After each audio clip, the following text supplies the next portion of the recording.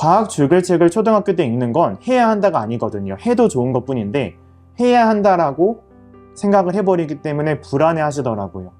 그리고 우리 학부모님들도 모든 책 좋아하지 않습니다. 모든 드라마 좋아하지 않으시잖아요.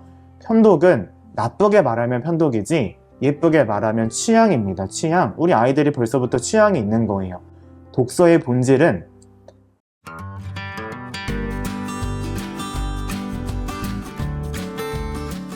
공부력을 키우는 초등 국어 공부의 핵심 노하우, 선행보다는 복습과 심화가 중요하다고 강조하신 수학 공부법, 탄탄한 기본기를 잡는 초등 영어 공부법을 이제 핵심만 짚어서 국어, 수학, 영어 하나씩만 설명해 주시면 좋겠습니다. 네, 국어 같은 경우는 가장 중요한 게 사실 독서입니다. 독서. 우리가 이 독서를 통해서 얻을 수 있는 것들이 너무나도 많고 실제로 수능 국어를 보게 되면 정말 긴 2페이지 가득 채우는 지문이 나오기도 합니다. 어렸을 때부터 독해 문제집만 풀었던 학생들은 긴 지문이 나왔을 때 그 분량에 압도당하거든요. 그런데 저는 200페이지, 300페이지의 책을 꾸준히 읽어봤다 보니까 그 분량에 압도당하지 않았다는 거예요. 왜? 고작 2페이지거든요.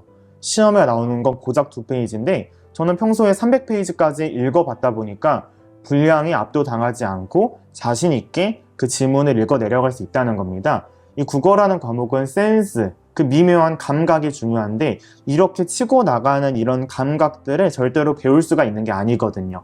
그러니까 이 독서가 가장 중요하고요. 제가 독서에 있어서 두 가지만 말씀을 드릴 텐데 첫 번째는 편독입니다. 우리 학부모님들이 편독에 대해서 걱정이 되게 많으십니다. 특정 분야를 치우쳐서 읽고 유독 과학책을 싫어하고 그런데 저는 학부모님들에게 꼭 말씀을 드리고 싶은 게 과학 줄글책을 초등학교 때 안 읽었다고 해서 초등학교, 중학교, 고등학교 과학 공부가 정말 큰일 나는 것처럼 생각을 하냐고 물어보고 싶어요. 절대 그러지 않거든요. 과학 줄글책을 읽으면 당연히 도움이 되는 부분이 있겠지만 안 읽었더라도요. 어차피 초등학교 3학년 때부터 학교에서 다 자세하게 알려주고 문제집 풀면 되는 겁니다. 저도 과학이나 역사책 줄글책으로 안 읽었어도 학교 공부 따라갈 수 있다고요. 그러니까 우리 학부모님들이 너무나도 요즘에 그런 게 많아요. 그러니까 공부법이 너무 과잉이 되다 보니까 해야 한다는 것과 해도 좋다가 다 섞여 있습니다. 과학 줄글책을 초등학교 때 읽는 건 해야 한다가 아니거든요. 해도 좋은 것 뿐인데 해야 한다라고 생각을 해버리기 때문에 불안해 하시더라고요. 그리고 우리 학부모님들도 모든 책 좋아하지 않습니다. 모든 드라마 좋아하지 않으시잖아요. 편독은 나쁘게 말하면 편독이지 예쁘게 말하면 취향입니다. 취향. 우리 아이들이 벌써부터 취향이 있는 거예요. 독서의 본질은 여러 분야를 골고루 읽는 게 중요한 게 아니라 한 분야를 깊이 파고들면서 엉덩이 힘도 기르고 몰입의 경험도 쌓고 호흡도 길게 만들어주고 그게 진정한 목적이거든요. 그러니까 앞으로는 편독을 걱정하지 말고 좋아하는 분야를 깊이 있게 읽을 수 있도록 글밥을 늘려주면 좋겠다.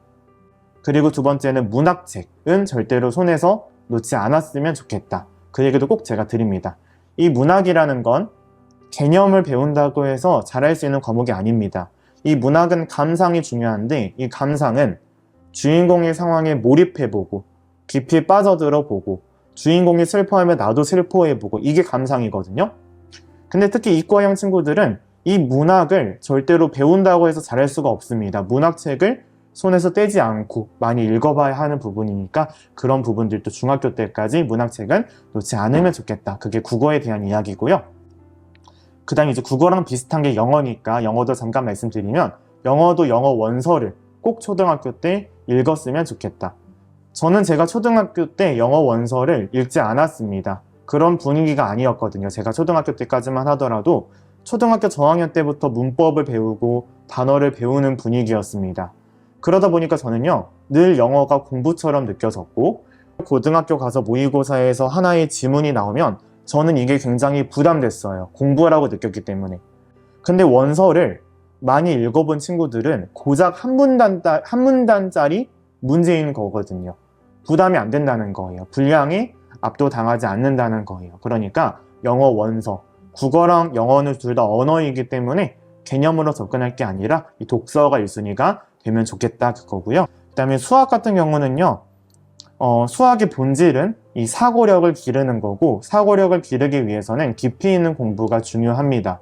심화 문제가 그 역할을 할 수 있는 거겠고요.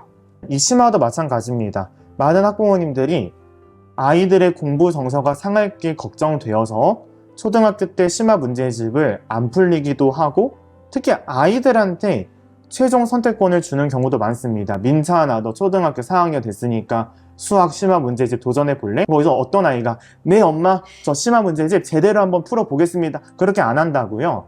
수학이 싫은데 그걸 왜 합니까?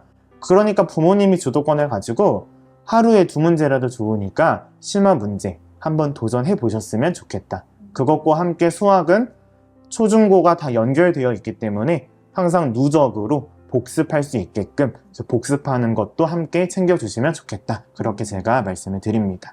그럼 작가님은 그 초등 생활을 돌아봤을 때 그 의대 합격에 실질적으로 도움이 되었거나 학업에 영향을 미쳤다고 생각하는 그 초등 시기의 활동이 뭐가 있을까요? 사실은 제가 초등학교 때부터 의대를 꿈꾸진 않았었지만 요즘에 워낙 초등학교 때부터 의대를 꿈꾸고 또 보내고 싶어 하시는 분들이 많고, 그러다 보니까 뭐 의학 체험을 하거나 의사가 되어보거나 뭐 이런 체험들을 많이 시키거든요. 그런데 의대가 원하는 인재는 의사 체험 10번 하는 인재를 뽑는 게 아니라 결국에 공부를 잘해야 됩니다. 무조건 공부가 1순위예요. 의사 체험 아무리 하고 의학책을 많이 읽었어도 성적이 낮으면 안 되거든요. 그러니까 아이가 의사가 되고 싶다고 해서 너무 의학 체험, 의학 드라마 1편부터 완주하고 그게 중요한 게 아닙니다. 아이들이 결국에 기본적인 공부 습관을 만들어 가는 게 중요한데, 제가 도움이 됐던 3가지는 첫 번째는 저희 엄마가 문과 출신이셨고 항상 독서와 가깝게 만들어 주셨던 것. 특히 엄마가 잠자리 독서도 많이 해주시고 도서관이나 서점에도 많이 데려가 주시고, 특히 제 앞에서 엄마가 책을 읽는 모습을 많이 보여주셨다 보니까 그게 가장 빠른 방법이라는 걸 학부모님들도 알고 있으실 겁니다. 그러니까 제 책 옆에서 읽으시면서 우리 아이가 공부할 때 제 책과 함께 같이 읽어보기도 하고 책을 읽는 모습을 꼭 보여주시면 좋겠다. 그게 첫 번째 도움이 되었던 부분이고요. 두 번째는 인성이나 말하기 측면에서 저희 엄마는 학원을 선택할 때 1순위가 그 학원의 커리큘럼이나 유명세가 아니라 그 학원 선생님의 말투였습니다. 말투.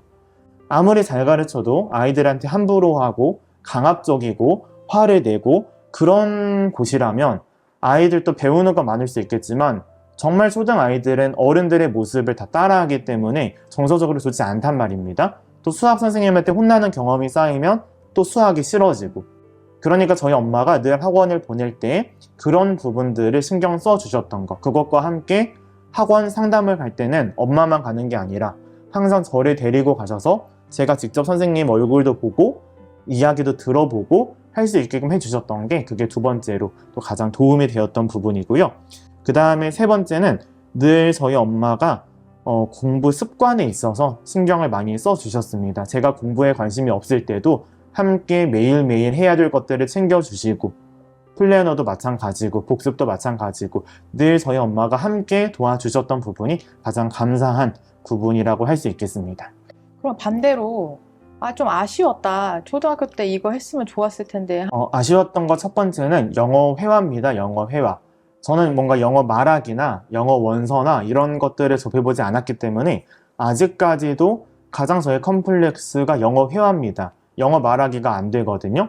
최근에도 제가 종로에 가서 버스를 기다리고 있는데 외국인 2명이 와서 저한테 신용카드를 보여주시면서 이 카드로 버스를 탈 수 있냐고 물어보더라고요. 신용카드로는 안 될 것 같아서 편의점에 가서 교통카드를 구매해서 충전을 하는 게 나을 것 같다라는 얘기를 해야 되는데, 이 교통카드 충전이 또 카드로는 안 되잖아요. 또 현금으로 해야 되는데 그런 얘기를 이제 해야 되는데 영어 회화가 안 되기 때문에 자꾸만 문장을 다 만들려고 생각을 하고 단어를 막 생각하다 보니까 머릿속에 계속 트래픽 카드만 맴돌고, 그래서 결국에는 제가 그 2분한테 나도 사실 서울이 처음이다 그렇게 얘기하고 도망쳤단 말입니다. 이 영어 회화가 안 돼요. 외국인 울렁증이 있습니다. 그래서 저는 그게 나중에 영어 시험은 잘 볼 수 있었지만 어른이 되어 보니까 아쉬운 부분 중에 하나더라고요. 그래서 그게 제일 아쉬웠던 부분이었고요. 이제 이것과 함께 제가 두 번째로 이야기를 드리는 게 저희 엄마가 화상 영어를 시켜주셨긴 했어요. 근데 이제 그걸 할 때 저희 친척분 중에 한 분이 화상 영어 사업을 필리핀에서 시작을 하십니다. 그래서 뭔가 무료로 할 수 있는 기회가 생겨서 그걸 듣게 됐는데 그 당시에 저를 맡아주셨던 선생님이 미국식 발음을 하시는 분이 아니라 필리핀식으로 하는 분이셨던 거예요. 한창 발음이 만들어지는 시기에 그 선생님한테 처음 배웠다 보니까 제 발음도 그 선생님이랑 닮아가더라고요. 그래서 그런 부분이 좀 두 번째로 아쉬웠던 부분이었습니다. 그 당시에는 아는 분이 하는 거니까 그냥 했지만 그 발음을 바꾸기가 너무 어렵더라고요. 그래서 앞으로 화상 영어를 학부모님들이 선택하실 때에도 비용을 기준으로 하기보다는 그 발음을 1순위로, 왜냐면 아이들의 발음은 평생 가는 거니까 그런 부분이 두 번째였고요. 그 다음에 세 번째는 제가 초등학교 5학년, 6학년 때 예체능도 다 정리하고 저만의 취미 활동하는 시간도 줄이고 이 중학교 선행도 나가기 시작하다 보니까 저만의 취미가 따로 없었습니다. 중학교로 올라오면서. 그래서 제가 중학교, 고등학교 때 다른 친구들은 악기를 하든 운동을 하든 본인만의 취미가 있었는데 저는 그런 게 없다 보니까 음식으로 자꾸 스트레스를 풀었고 제가 120kg였어요. 120kg 고등학교 3학년 때. 이 사진은 제가 책에도 절대 못 넣을 정도로 항상 오프라인 강연에서만 공개를 하는 사진이 있거든요. 그러니까 그만큼 저만의 취미가 없었다 보니까 음식으로 스트레스를 풀었던 게 가장 후회되는 부분이고 이 살 빼는 데에도 이게 하루아침에 되는 게 아닙니다. 몇 개월도 아니고 몇 년 동안 힘들었단 말이에요. 근데 요즘에 보면 결국에 의대 친구들을 보니까 초등학교 5, 6학년 때까지 쉬지 않고 했던 취미, 쉬지 않고 했던 예체능이 아이의 중고등학교 때 소중한 취미가 되더라고요. 하지만 현실은 3, 4학년만 되더라도 예체능이 잘릴 위기 1순위입니다. 수학이 약하면 수영 정리하고 영어가 약하면 태권도를 정리해버립니다. 어쩔 수가 없죠. 교육비가 한정되어 있고 오후 시간을 학원을 가려면 예체능이 양보할 수밖에 없으니까. 그런데 정말 많은 초등학교 5, 6학년 학부모님들은 되게 경직되어 있으세요. 중학교를 얼마 안 남았다는 생각에 공부를 더 시키게 되고 표정도 굳어지고 경직되다 보니까 예체능을 쉽게 못 보내시거든요. 그런데 5, 6학년 때도 중고등학교 때보다 여유가 있는 거고 주 1회는 시간 낼 수 있습니다. 그러니까 아이가 정말 배워보고 싶은 게 있다면 주 1회는 해주셔도 좋겠다. 저는 5, 6학년 때 그걸 안 했던 게 후회가 되는 부분이다. 이렇게 말씀을 좀 드리겠습니다. 지금 대입에서 리더십이나 뭐 인성, 예체능, 독서 능력 등 좀 공부 외적인 요소들이 좀 부각되고 있는데 초등 시기가 이러한 역량을 기르기에 최적의 시기라고 강조하셨잖아요. 뭐 리더십, 인성, 뭐 예체능은 아까 얘기하셨지만 그 효과적으로 키워주기 위해서 부모님이 어떤 노력을 하면 좋을지 알려주세요. 네, 우선은 이 독서 능력 같은 경우는 결국에 어렸을 때부터 엄마가 잠자리 독서도 해주고 도서관도 데려가 주시고 정말 그게 안 되면 독서 학원을 보낼지언정 그 독서는 꼭 챙겨줘야 될 부분이 되겠고요. 예체능은 사실은 우리 학부모님들이 이 예체능을 중고등학교 수행평가를 잘하기 위해서 초등학교 때 신경 쓰는 집들이 많은데 설마 이 공교육에서 하는 예체능 수행평가가 초등학교 때 돈 들여서 예체능 안 했다고 못할 만큼 나오지 않거든요. 그러니까 음악이 걱정돼서 악보 보는 연습을 시키겠다고 억지로 피아노학원 끌고 가고 그럴 필요가 없다는 겁니다. 비인지적인 그 예체능 역량을 늘리려면 아이가 그 예체능을 좋아해야 비용 대비 투자 효과가 있더라고요. 억지로 해봤자 시간만 때우고 있는 거고 저도 피아노를 엄마의 권유로 둘 다 다녀봤는데 그 방에 갇혀서 3번 연습하는 게 너무 힘들더라고요. 맨날 거짓말로 체크를 하고 그래서 2달 만에 끊었거든요. 그러니까 아이가 예체능을 어떤 걸 좋아하는지를 찾아주는 게 가장 중요할 것 같고 수행평가를 생각해서 억지로 시키는 건 안 했으면 좋겠다. 그게 저의 바람이고요. 인성이나 리더십 이런 것들은 결국에 부모님과의 대화에서 나온다고 생각을 합니다. 결국에 저도 항상 저희 집에서는 부모님과 함께 대화하는 시간들이 많았고요. 그러니까 엄마가 공부에 대한 이야기를 할 때도 부담되는 게 아니었습니다. 수많은 대화 속에서 하나의 주제일 뿐이었거든요. 그런데 많은 집들은 평소에 대화가 없다가 첫 대화가 공부 잔소리다 보니까 그게 어려워지는 부분이 있거든요. 그러니까 항상 이 부모님과 함께 대화, 우리 아이들과 대화를 많이 나누는 것, 그런 것들이 가장 기본적인 이 가정교육이 있어서 중요한 부분이다. 이렇게 저는 생각을 합니다.